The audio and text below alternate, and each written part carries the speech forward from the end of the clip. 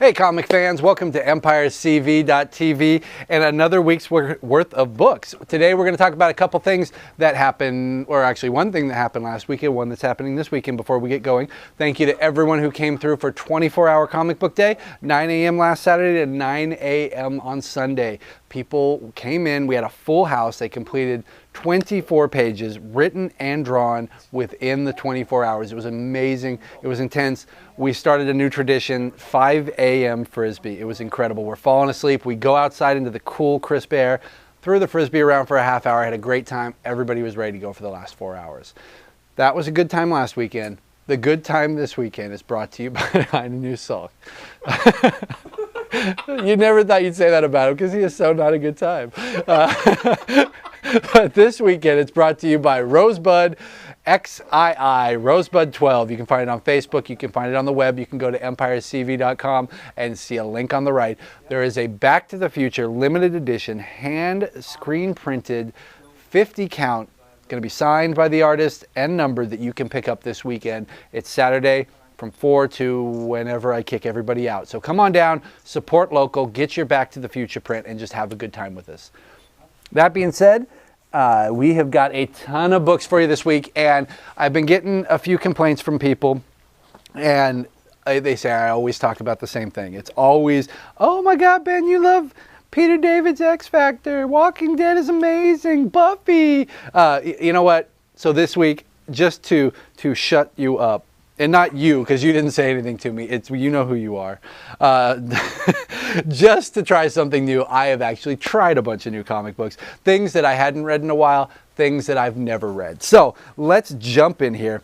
This was one that I had kind of fallen off of, and I will apologize to Mr. D. Fresh, who is a huge Fraction fan. Fraction just takes a little bit longer than normal on this one with me, but catching up here, I see everything that I've missed. The Mandarin, the Stain stuff came to a head. This issue is really a wrap-up for everything that Fraction has started since the beginning. It leaves you in a spot where we can literally end this and come back with that number one. It puts Tony on a new path and breaks him completely away from what Fraction has been doing with him so that we can have a fresh, brand new start. There's also one panel in here that was unfreaking believable because Tony needed to get home and he needed to borrow a suit from old days, and we've got classic armor. It's just so beautiful, so streamlined. We don't need all the little lines and gadgets. One of my favorite suits for Tony. Teen Titans.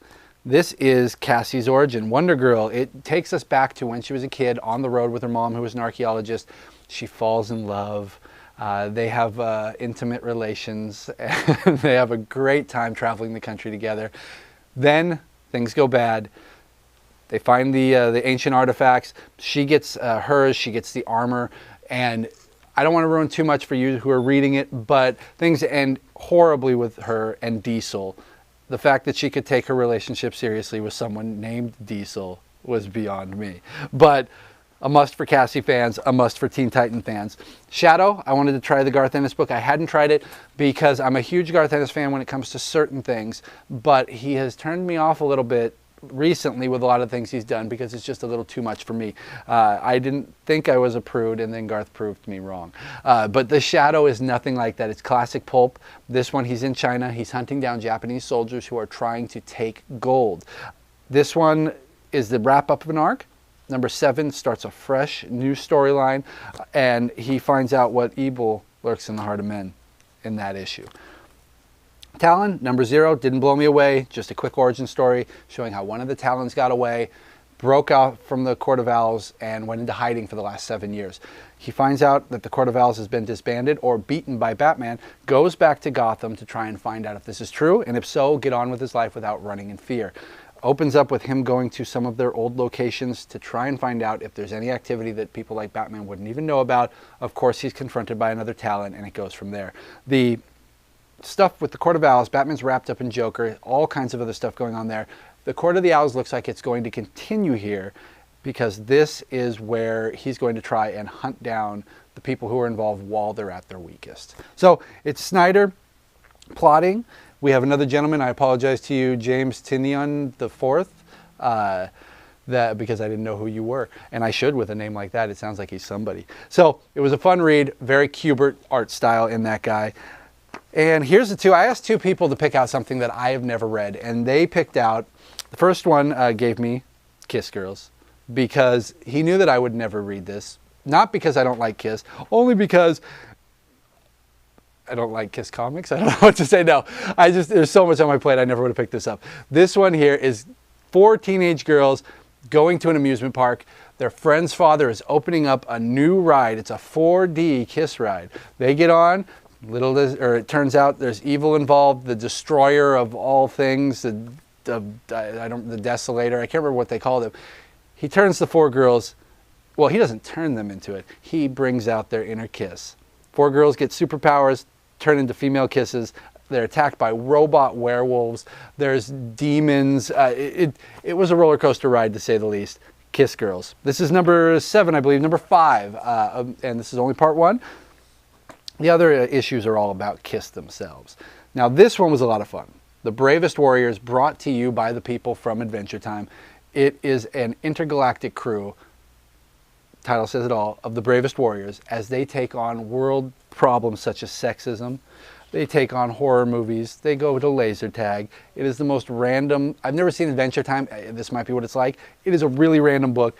I actually found myself tearing up a little bit and laughing out loud at some of the things in here. Page 1, they're helping a sentient banana solve sexism. And the problem they come up with is a very, I wouldn't say unique because I've seen it done before, but it definitely takes care of the problem. But my favorite part in this book is they're sitting down to watch a horror movie that Beth has just picked out. And this is what she says. I don't want to say that my movie choice will scare the pantses off it. The pantses. I don't want to say that my movie choice will scare the pants off anyone, because that would be gross if it literally happened. So instead, I'll just say this. I hope none of you are pregnant, because this movie will scare the baby right out of you. I think that's enough said right there. Superman, Rockerford.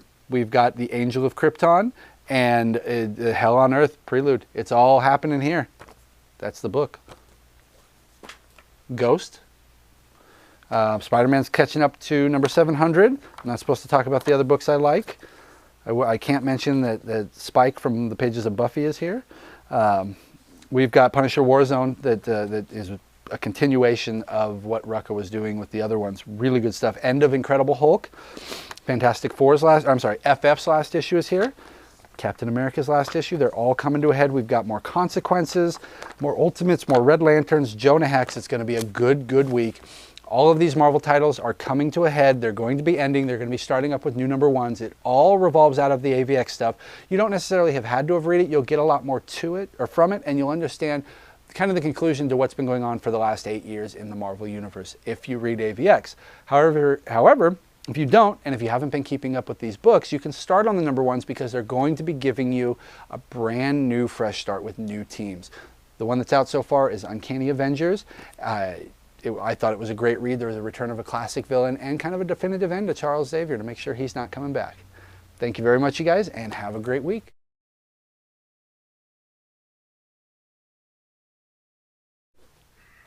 Hey everybody!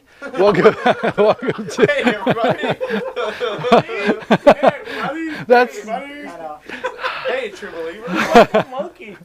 Put your hand on the back. Here's a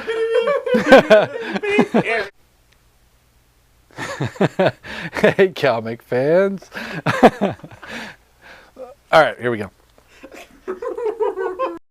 There you go. This is a horrible day.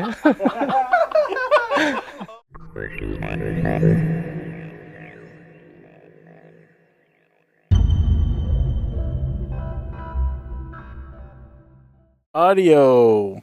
Bada boom, bada bing. Bada bitty bitty booty booty. Woo, woo, woo. Wah ha ha ha.